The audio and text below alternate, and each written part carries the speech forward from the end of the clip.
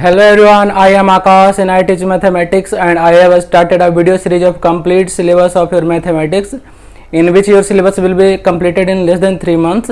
An army contingent of 616 members is to march behind an army of 32 members in a parade. The two groups are to march in the same number of column. What is the maximum number of column in which they can march?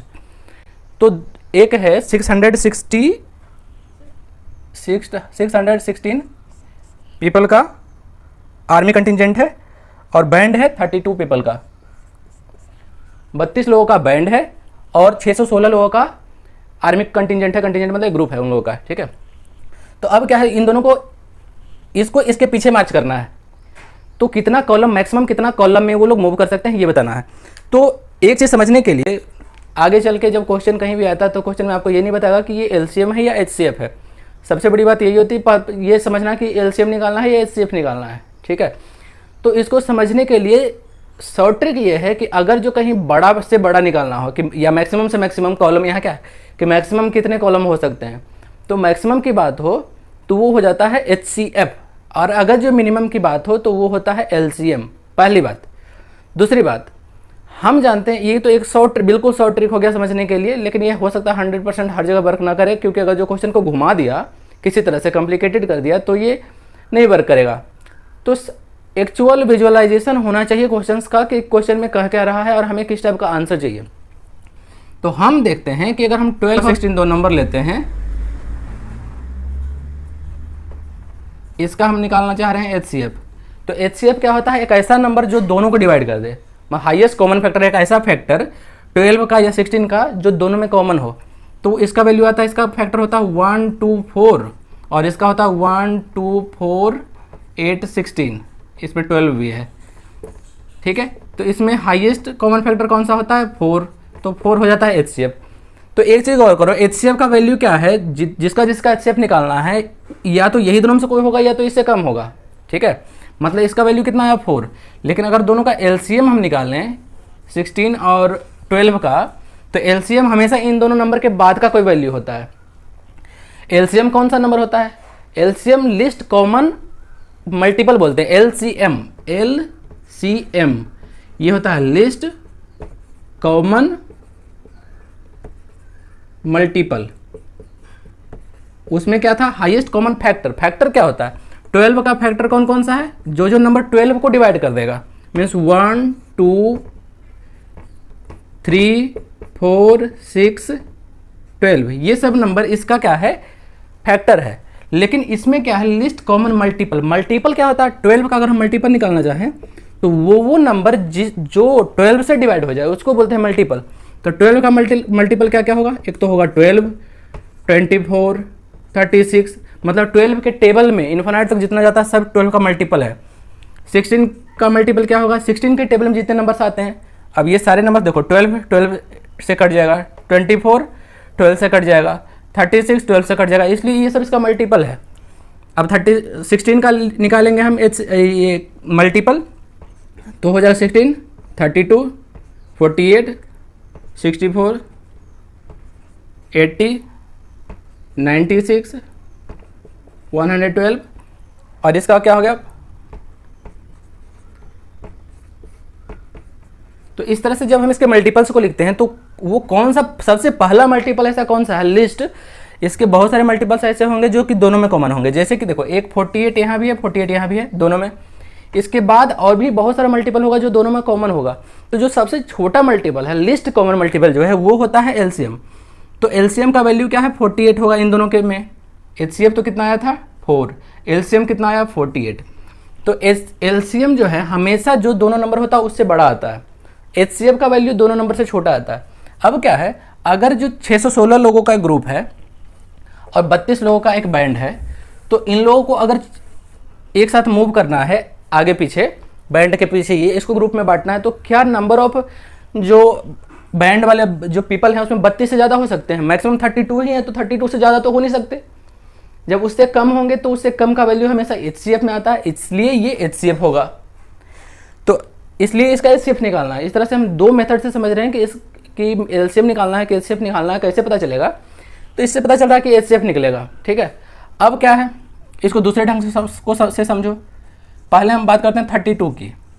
तो 32 अगर जो लोग आगे चल रहे हैं band में, उसके पीछे जो आर्मी कंटिजेंट है वो चलने वाले हैं, तो इस 32 में क्या होगा, कुछ रो होगा कुछ कॉलम होगा, कॉलम इनटू रो मिला के ही तो चलेंगे, कुछ कॉलम होगा कुछ रो होगा।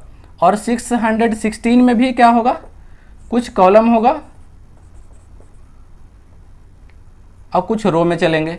मतलब कि अगर जो ऐसे ऐसे ऐसे चल रहे हैं तो ये सारे कॉलम्स हो गए, ऐसे ऐसे ऐसे सारे रो हो गए। अगर जो हम ऐसे कह लें कि लोग इस तरह से खड़े हैं तो इसमें हम कह लेंगे क्या, 3 कॉलम है टोटल और 2 रो है। ठीक है, तो कुछ कॉलम होंगे कुछ रो होंगे। हमें कह रहा है कि कॉलम में हमेशा इक्वल के कॉलम में चलना है, तो मतलब इसका वैल्यू दोनों में सेम होगा और रो का वैल्यू दोनों का अलग होगा। मतलब 32 को अगर हम कॉलम x मान लें तो रो कुछ और होगा बाई 616 के लिए ऐसे ही माने इसका, अगर जो दोनों को सेम नंबर ऑफ कॉलम में चलना है तो इसका भी कॉलम x होगा और ये बाई की जगह पे z होगा, इसका कुछ और रो इसका कुछ अलग होगा। अब क्या कह रहा है, जो कॉमन नंबर ऑफ रो है जो मैक्सिमम होगा वो निकालना है। तो अगर जो एक किसी नंबर को हम 2 नंबर्स के मल्टीप्लिकेशन में लिखते हैं तो फैक्टराइजेशन मेथड वही चीज़ होता है कि उसको फैक्टर के मल्टीप्लाई करके लिखना होता है मल्टीप्लिकेशन में।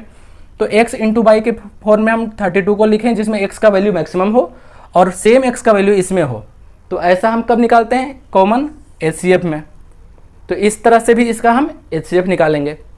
तो अब हम दोनों का HCF कैसे निकालते हैं, इस तरह से आपको ये समझ में आ गया कि इन दोनों का निकालना है HCF। ठीक है, और क्या है, नंबर ऑफ जो कॉलम है वो निकालना है कि कितना नंबर ऑफ कॉलम में वो लोग चलेंगे। तो इसके लिए हम पहले इसको हम 600 इसमें कर लेते हैं, डिवीजन मेथड से, जो नॉर्मल मेथड है उससे कर लेते हैं। एक बार में हो गया 32, डिवाइड कर रहे हैं, ये हो गया 9, ये हो गया ये हो गया 2, इस पे 6 आ गया, 9 टाइम्स लगेगा, 9 2 18, इतना बार में लग गया, ये हो गया इतना, ये हो गया 0, ये हो गया 0। तो सबसे पहले हम क्या करते हैं कि 616 में 32 से डिवाइड किए तो हमारे पास रिमाइंडर आ गया 8। जब हम जानते हैं कि HCF निकालना होता है जहाँ रिमाइंडर फाइनल आ जाए वहाँ पे क्या करते हैं, रिमाइंडर को हम बना लेते हैं डिवाइजर, और जो पहले जो डिवाइजर था उसको बना लेते हैं डिविडेंड। अब ये क्या हो गया, 4 टाइम्स में हो गया 32, अब आ गया 0। रिमाइंडर जहाँ पे 0 हो जाता है वहाँ पे जो आंसर वहाँ पे जो डिवाइजर होता है वो हमारा होता है HCF।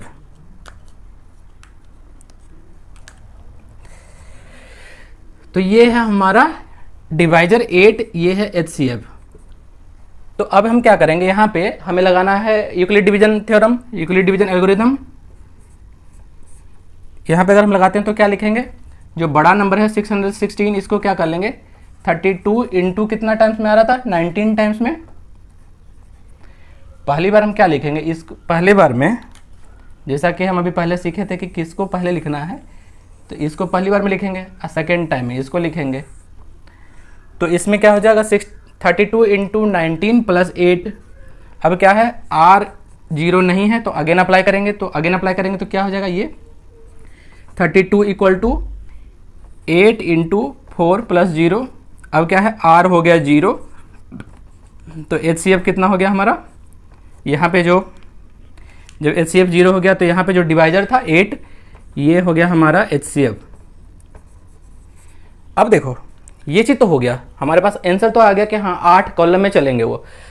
अब क्या है, ये मैक्सिमम कितने कॉलम में वो लोग चल सकते हैं ये तो हमें 8 पता चल गया। लेकिन अब इस चीज़ को समझो, अगर ये तो नॉर्मल क्वेश्चन था आपकी क्लास में तो इसका आंसर आ गया 8। लेकिन जब आप कंपटीशन में जाओगे तो बहुत बार क्या है कि जो कॉमन नंबर ऑफ कॉलम है वो तो 8 आ गया, लेकिन उसमें पूछ देगा नंबर ऑफ रो कितना होगा फाइनली। ठीक है, जब वो टोटल चल रहे हैं तो उसमें नंबर ऑफ रो कितना बनेगा। यहाँ तो हो गया कि कॉमन 8 रो में चलेंगे। मतलब क्या हुआ, इसको समझो फाइनल वो कैसे चल रहे होंगे, 1 2 3 4 5 6 7 8, ये 8 कॉलम नीचे की तरफ बन रहा है, ये सीधा सीधा इस तरह से कॉलम बना रहे हैं। तो इसमें क्या हो गया, 8 बैंड वाले हो गए, उसके पीछे फिर से 8 ही रहेंगे बैंड वाले, इस तरह से कितना 32। तो 4 रो इसका बन जाएगा बैंड वाले का।